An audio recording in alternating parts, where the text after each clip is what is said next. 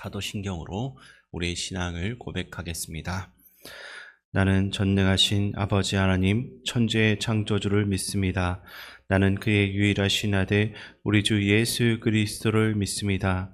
그는 성령으로 잉태되어 동정녀 마리아에게서 나시고 본디오 빌라도에게 고난을 받아 십자가에 못 박혀 죽으시고 장사된 지 사흘 만에 죽은 자 가운데서 다시 살아나셨으며 하늘에 오르시어 전능하신 아버지 하나님 우편에 앉아 계시다가 거기로부터 살아있는 자와 죽은 자를 심판하러 오십니다. 나는 성령을 믿으며 거룩한 공교회와 성도의 교제와 죄를 용서받는 것과 몸의 부활과 영생을 믿습니다. 아멘. 하나님께서 오늘 우리에게 주시는 말씀은 역대하 11장입니다. 구약성경 670쪽입니다. 역대하 11장을 교독하겠습니다. 르호보암이 예루살렘에 이르러 유다와 베냐민 족속을 모으니 택한 용사가 18만 명이라. 이스라엘과 싸워 나라를 회복하여 르호보암에게 돌리려 하더니 여호와의 말씀이 하나님의 사람 스마야에게 임하여 이르시되 솔로몬의 아들 유다왕 르호보암과 유다와 베냐민에 속한 모든 이스라엘 무리에게 말하여 이르기를 여호와께서 이같이 말씀하시기를 너희는 올라가지 말라. 너희 형제와 싸우지 말고 각기 집으로 돌아가라. 이 일이 내게로 말미암아 난 것이라 하셨다 하라 하신지라. 그들이 여호와의 말씀을 듣고 돌아가고 여로보암을 치러 가던 길에서 되돌아왔더라. 르호보암이 예루살렘에 살면서 유다 땅에 방비하는 성읍들을 건축하였으니 곧 베들음과 에담과 드거와와 벳술과 소거와 아둘람과 가드와 마레사와 십가 아돌하임과 라기스와 아세가와 소라와 아얄론과 헤브론이니 다 유다와 베냐민 땅에 있어 견고한 성읍들이라. 르호보암이 그 방비한 성읍들을 더욱 견고하게 하고 지휘관들을 그 가운데에 두고 양식과 기름과 포도주를 저축하고 모든 성읍에 방패와 창을 두어 매우 강하게 하니라. 유다와 베냐민이 르호보암에게 속하였더라. 온 이스라엘의 제사장들과 레위 사람들이 그들의 모든 지방에서부터 르호보암에게 돌아오되 레위 사람들이 자기들의 마을들과 산업을 떠나 유다와 예루살렘에 이르렀으니 이는 여로보암과 그의 아들들이 그들을 해임하여 여호와께 제사장의 직분을 행하지 못하게 하고 여로보암이 여러 산당과 순념소 우상과 자기가 만든 송아지 우상을 위하여 친히 제사장들을 세움이라.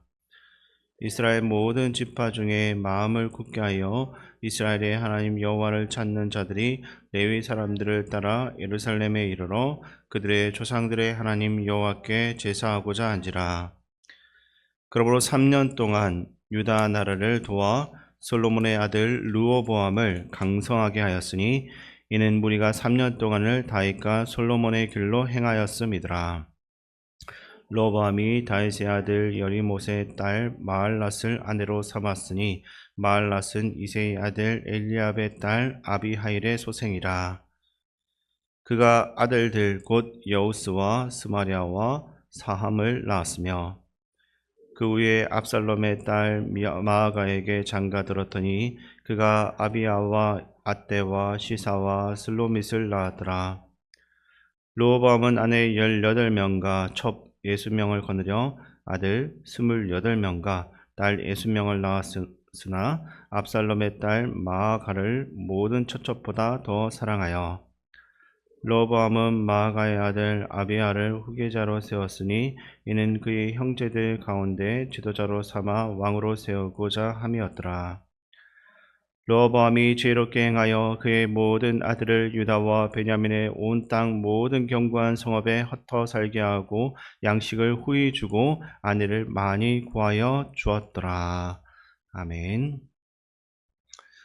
한 민족이 서로에게 총칼을 겨누고 싸운다라는 것은 이루 말로 표현할 수 없는 큰 비극입니다. 우리 민족도 긴 역사 가운데 동족 상잔의 아픔을 깊이 겪었습니다. 가장 가까운 예가 1950년 6.25 한국 전쟁일 것입니다.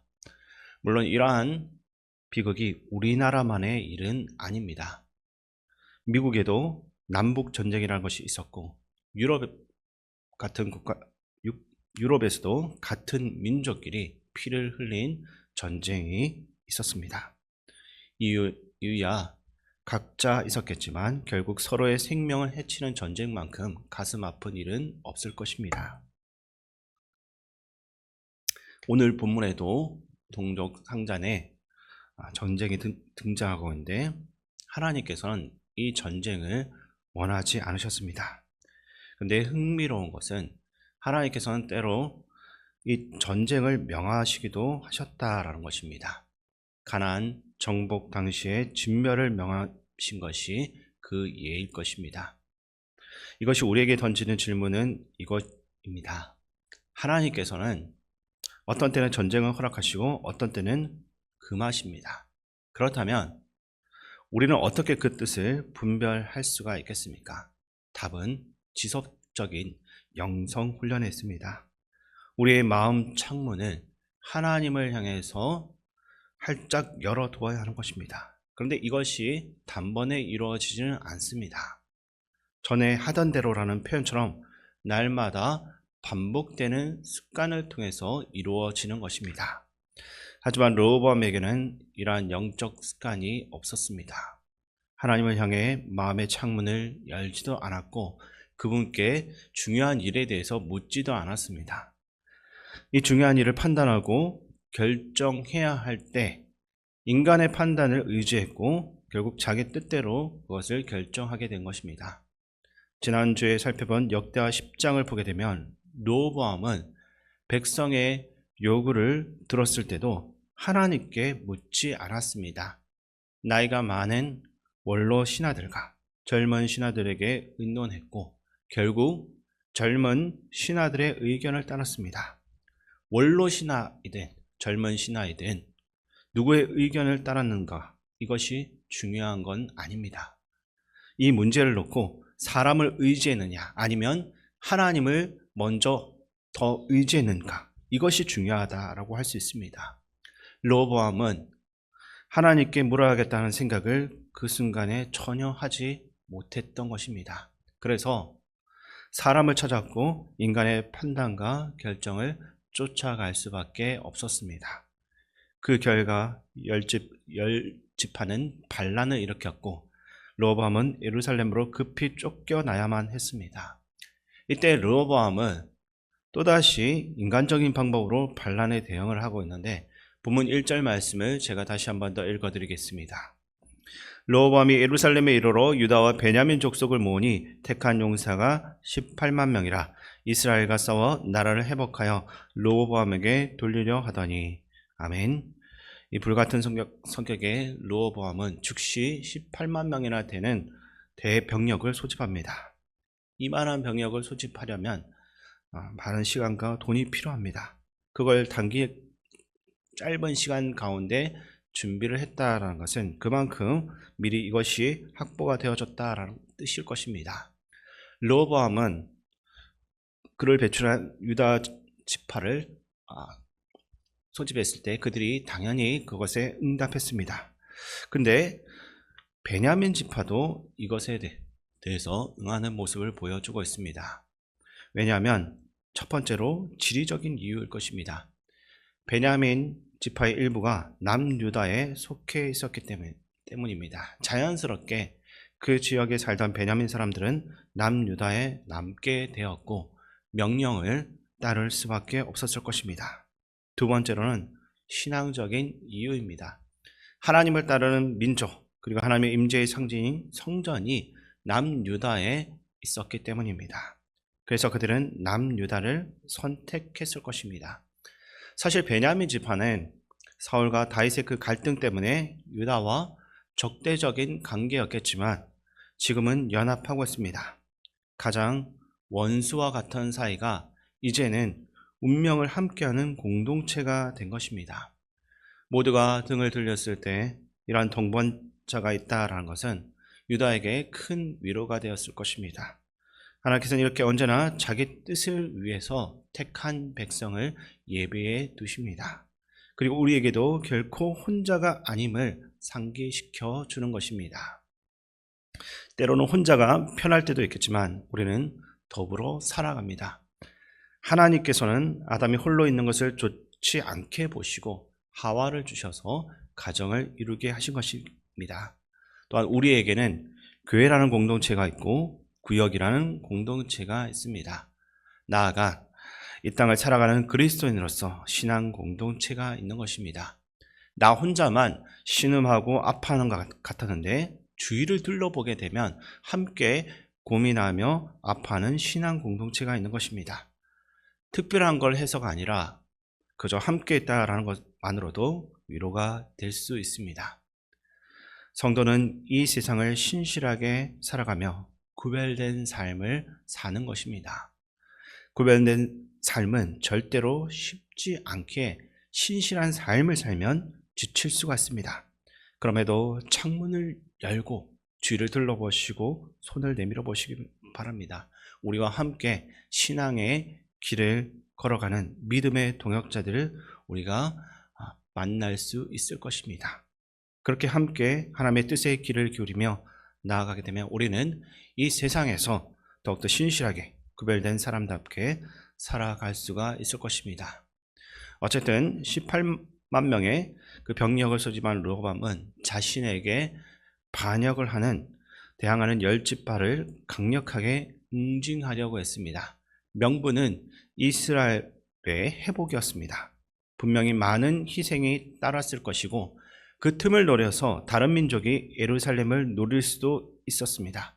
그럼에도 르호보암은 당장 전쟁을 원했습니다. 그러나 하나님께서는 이 전쟁을 원하지 않으셨습니다. 르호보암은 다윗처럼 하나님께 묻고 또 묻는 가운데 하나님의 뜻을 미리 받았다라고 한다면 더 좋았을 것입니다. 하지만 르호보암은 하나님께 묻지 않았습니다. 그래서 2절을 보면 하나님께서 선지자를 통해서 말씀하시는 것입니다. 이것은 이 시기에 하나님께서는 자기 백성에게 뜻을 정하시는 전형적인 방법으로 이것을 사용하신 것입니다. 하나님께서는 선지자 서마야를 택하셔서 그 뜻하신 말을 전하시는데 3절과 4절 말씀 제가 읽어드리겠습니다. 솔로몬의 아들 유다왕 르호보암과 유다와 베냐민에 속한 모든 이스라엘 무리에게 말하여 이르기를 여호와께서 이같이 말씀하시기를 너희는 올라가지 말라 너희 형제와 싸우지 말고 각기 집으로 돌아가라 이 일이 내게로 말미암아 난 것이라 하셨다 하라 하신지라. 그들이 여호와의 말씀을 듣고 돌아가고 여로보암을 치러 가던 길에서 되돌아왔더라. 아멘.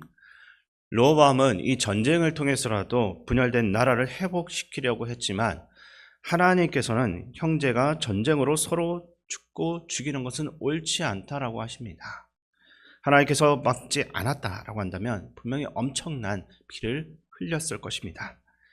그래서 하나님께서는 르호보암의 계획을 이러한 방식으로 강력하게 막고 있는 것입니다.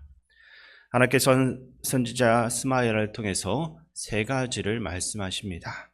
올라가지 마라, 싸우지 마라, 집으로 돌아가라. 그리고 왜 이렇게 명령을 하셨는지 그 이유도 밝혀주십니다. 바로 10지파의 반역, 즉 이스라엘의 분열이 하나님으로부터 말미암은 하나님의 뜻이라는 것입니다. 하나님께서는 과거 솔로몬의 통치 기간 중에 선지자 아이야를 통해서 여로보암에게 이스라엘 10지파를 주어서 왕으로 삼을 것이다 라고 말씀하셨습니다. 솔로몬이 행한 우상 숭배의 죄 때문이었습니다. 여기엔 르호보암의 태도도 작용했을 것입니다. 르호보암은 하나님의 뜻을 묻지 않고 자신의 마음대로 행동했습니다. 그러나 다행스럽게도 이 순간에는 하나님의 뜻을 깨달았습니다. 남북의 분열이 하나님의 뜻임을 인정했고 여로보암을 치러 가던 그 길에서 되돌아왔습니다. 세상의 상식에서는 남을 짓밟고서라도 승리를 쟁취해야 합니다. 르호보암의 모습이 바로 그러했지만 하나님의 뜻은 그것을 멈추는 데 있었습니다. 어쩌면 왕으로서 자존심이 상하는 일이 될 수도 있었습니다. 세상적인 방법을 포기하는 것이기 때문입니다.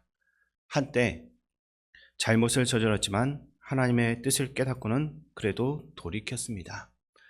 물론 하나님께서 먼저 레호보암을 포기하지 않고 자신의 뜻을 보여주셨기 때문입니다. 때로는 하나님의 방법이 이해되지가 않을 수 있습니다. 쉬운 길을 어렵게 돌아가려고 하는 것만 같은 것입니다. 그러나 우리는 그럼에도 가장 선한 길로 역사하시는 하나님을 신뢰하는 하나님의 백성이기에 묵묵히 신앙의 길을 걸어가야 하는 것입니다. 이후의 기록을 보면 북이스라엘과 남유다 사이에 항상 전쟁이 있었다라고 하는데 휴전이 길지는 않았습니다. 레호보암은 스마야 선지자를 통해서 선포된 하나님의 말씀에 순종을 해서 군대를 해산했습니다. 그리고 북쪽의 10지파와 싸우기보다는 여러 성읍을 요새하는데 온 힘을 다했습니다. 본문 5절부터 보시게 되면 레호보암이 많은 성읍을 건축해서 요새화했던 것을 알 수 있습니다. 북왕국을 공격하는 대신 남유다의 그 방어에 주력한 것입니다. 힘을 모으는 것보다 더 어려운 일은 모은 힘을 사용하지 않고 포기하는 것입니다. 그리고 레호보암은 바로 그 어려운 선택을 했습니다. 여기서도 흥미로운 사실이 보여지고 있습니다. 레호보암이 요새화했던 성읍들의 위치를 보면 북이스라엘을 향하지 않았습니다. 대신 남쪽과 서쪽을 중심으로 집중적으로 배치되어 있습니다. 왜 그렇게 했겠습니까? 유다의 지정학적인 상황을 보면 답이 나올 것입니다. 남쪽에는 강대국 애굽이, 서쪽에는 블레셋이 위협을 하고 있습니다. 게다가 북이스라엘의 왕 여로보암은 애굽 왕의 지지를 받고 있었기에 애굽의 위협이 더욱더 심각하게 느껴졌을 것입니다. 따라서 레호보암의 요새화했던 그 전략은 단순히 전쟁을 포기하는 것이 아니라 진짜 위협에 대비하기 위한 선택이었을 것입니다. 이어서 11절과 12절 말씀을 제가 읽어드리겠습니다. 레호보암이 그 방비한 성읍들을 더욱 견고하게 하고 지휘관들을 그 가운데에 두고 양식과 기름과 포도주를 정축하고 모든 성읍에 방패와 창을 두어 매우 강하게 하니라. 유다와 베냐민이 레호보암에게 속하였더라. 아멘. 레호보암은 이 성읍들을 요새화한 후에 지휘관을 임명해 파견하고 무기와 식량을 저장했습니다. 철저한 방어 태세를 갖춘 것입니다. 하지만 이러한 노력에도 불구하고 남유다의 전략적인 처지는 근본적으로 취약했습니다. 12지파 중에 10지파가 떨어져 나가서 그 상황 가운데서 국력 세태는 불가피했습니다. 게다가 이후로 남유다와 북이스라엘은 끊임없이 충돌해야만 했습니다. 결국 유다는 전 영토를 지킬 여력이 없었습니다. 그래서 15개의 전략적인 요충지를 중심으로 예루살렘 주변에 제한된 지역만을 방어하는 선택을 할 수밖에 없었습니다. 이것은 한때 온 가나안 지역을 평정했던 다윗 왕가의 몰락이기도 했습니다. 물론 성경은 레호보암의 긍정적인 면도 기록하고 있습니다. 그 후에 등장하는 제사장들과 레위 사람들에 관한 이야기가 그것입니다. 그러나 과거 이스라엘의 찬란한 영광과 비교하면 아쉬움이 남는 것도 사실입니다. 이 모든 쇠퇴의 근본 원인은 명확한데 하나님을 떠난 죄, 우상 숭배 때문이었습니다. 성도는 주님 다시 오실 때까지 끝까지 신실하게 묵묵히 이 길을 걸어가야 됩니다. 만약 이 길이 그저 쉽기만 하다라고 한다면 오히려 우리가 어딘가 잘못 가고 있다라는 신호입니다. 구별된 삶에는 언제나 고난과 핍박이 따르기 마련이고 때로는 눈물 골짜기를 지나야 할 때도 있습니다. 그럼에도 우리는 주어진 삶의 자리에서 그리스도 예수 안에서 구별되고 신실하게 살아가기를 소망하며 다시 결단하는 사람들입니다. 왜냐하면 예수님께서 지금 이 순간에도 우리 인생 가운데 함께 하시며 우리를 붙들고 계신다라는 사실을 분명히 알고 있기 때문입니다. 하나님께서는 오늘도 우리에게 하루하루를 살아갈 힘과 능력을 더해 주시고 거룩하게 구별된 삶으로 인도하십니다. 그러한 주님과 함께하는 삶으로서 오늘 하루를 시작하게 되시기를 주님의 이름으로 축원드립니다. 하나님 아버지, 늘 하나님 앞에 마음의 창문을 열고 하나님께 끊임없이 묻는 저희가 되게 하여 주시옵소서. 매일같이 무릎을 꿇고 기도하며 하나님의 뜻을 구하는 삶을 살 수 있길 원합니다. 성도의 삶이 때로는 고단하고 힘겹고 눈물 날 때도 있지만 그럼에도 우리를 위해서 이 땅에 오신 주님의 그 모습을 떠올리며 이 세상 가운데 견뎌낼 수 있는 힘을 더하게 하여 주시옵소서. 오늘 하루의 삶 가운데도 주님과 함께하길 원합니다. 우리와 늘 함께하시며 인도하시는 예수님의 이름으로 기도드립니다. 아멘. 주기도문으로 예배를 마치겠습니다. 하늘에 계신 우리 아버지, 아버지의 이름을 거룩하게 하시며 아버지의 나라가 오게 하시며 아버지의 뜻이 하늘에서와 같이 땅에서도 이루어지게 하소서.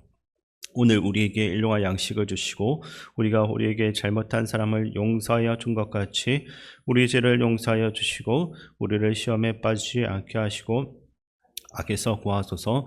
나라와 권능과 영광이 영원히 아버지의 것입니다. 아멘. 잠시 장례 관련 소식을 전하겠습니다. 서정윤 집사님의 남편 고 단위구치 마사역교 성도님의 발인 예배가 오늘 오전 11시 45분에 을지대학교 병원 장례식장 12호실에서 있습니다. 교회 출발은 오전 11시 25분입니다. 가능하신 분들은 참여하셔서 함께 위로해주고 힘을 낼 수 있도록 도와주시기 바랍니다. 이제 이 시간 기도할 때 먼저 중요한 결정 앞에서 사람의 죄가 아닌 하나님의 뜻을 먼저 구하는 마음을 주시옵소서라고 기도하시고 고난과 핍박 가운데서도 구별된 성도답게 신실한 삶을 끝까지 살아갈 수 있는 힘을 더하여 주옵소서라는 제목으로 기도하시기 바랍니다. 또한 나라와 민족, 국가 지도자들을 위해 기도하시고 교회 어르신들과 한우들, 다음 세대와 군복무적인 청년들, 전 세계 가운데 복음 전하는 선교사님들과 담임 목사님을 위해서 우리 함께 기도하며 나아가겠습니다.